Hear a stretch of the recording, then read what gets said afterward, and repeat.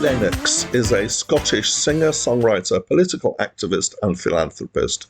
She studied flute, piano and harpsichord at the Royal Academy of Music in London.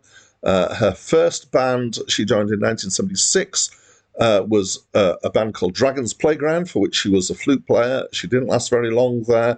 I don't think they had any success. In 1977 to 1980, she fronted a band called The Tourists, who were a British new wave band. Another member of The Tourists was a guy called Dave Stewart. In the early 80s, Annie Lennox and Dave Stewart got together as a duo called themselves Eurythmics. And that pairing lasted for until about 1990. Then she embarked on a solo career for a few years. Then in 1999 to 2005, the Eurythmics reformed for a while. She's had a fairly active musical career, you could say. She has released 6 solo albums, 9 Eurythmics albums, and 3 Tourists albums.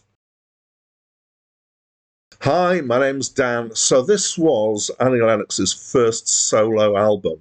And I know it reasonably well. I actually think I've got a copy of this somewhere, but I'm not sure whether it's a CD or a vinyl. I can't remember.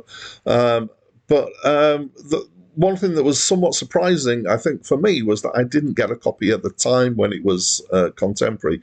It was huge. And I don't know why I didn't get a copy, because I was a huge fan of the Eurythmics. So this is labelled as being pop soul, and I think that that's maybe as good a label as we're going to get for it. I definitely, in my head, lump this along with a load of other stuff that was around kind of through the 80s and into the 90s that I think of as being album-based mainstream kind of light rock, but similar genres. So the kind of collective people that in that are so Dire Straits, and then people like Tina Turner, Phil Collins, Peter Gabriel, and Sting. I noticed that there's a lot of British stuff in here, and it was kind of. I was in my 20s in the 80s. Well, through late teens into my 20s, early 20s, and then this album was 92, I think. So it was coming into the early 90s, so before kind of Britpop exploded all over the place. This was kind of the stuff that people of my age tended to listen to. We'd kind of grown up with the pop of the 70s, and our tastes had matured somewhat. And this was where the mainstream was. Certainly in Britain, it was definitely people who are my contemporaries and me listen to this. So I would describe it as being musically very varied. It's a bit like the singer-songwriter tradition from the 70s. There's quite a few different styles in here, really. There's tracks that in here that kind of smooth, almost kind of Sade-like or even Enya-like, to things that got kind of more groove to them. None of it kind of feels heavy. There's quite rich production here. So again, this is a thing that ties together these kind of acts in my head. Is this, and particularly towards the late 80s and getting into the 90s, this kind of production, which was quite complex production, and there's a tendency to use samples from ethnic instruments and world music. When I say samples, I mean instrument samples rather than snatches of music samples like you get in hip-hop. Pads, there's quite a lot of their pads, synth pads and other things in here. And then solo instruments doing lines and stuff. And there's a kind of beauty and depth and richness to it.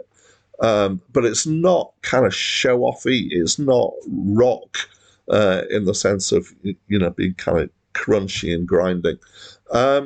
And one of the things that I think particularly I felt at the time that was coming through in production was a kind of step forwards in the fidelity of the sound, by which I mean your ability to hear the different instruments separately from each other because of the way it's produced.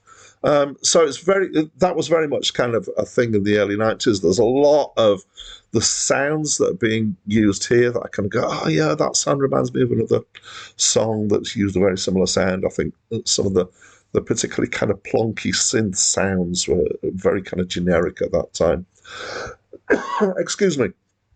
Let's talk about the voice. So Annie Lennox, I guess probably everybody watching this knows that she's well known for the amazing voice that she's got. She has been described as being the best white soul singer ever by somebody, can't remember who. It is quite a distinctive voice, and I love it. It's one of my favourite voices that she has here. So there's lots of great use of the voice. So it all sounds nice. There's some good songwriting here.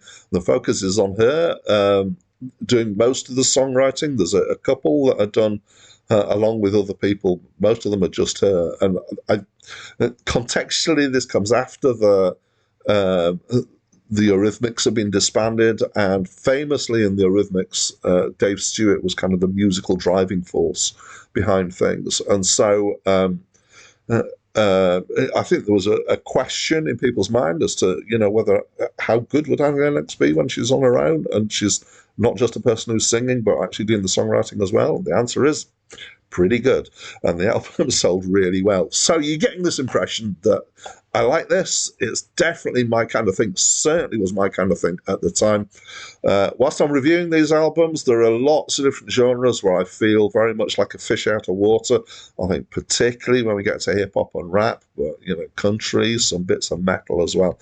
This, I feel very comfortable here. This is my home stamping ground, or one of my residences in music. So I like it.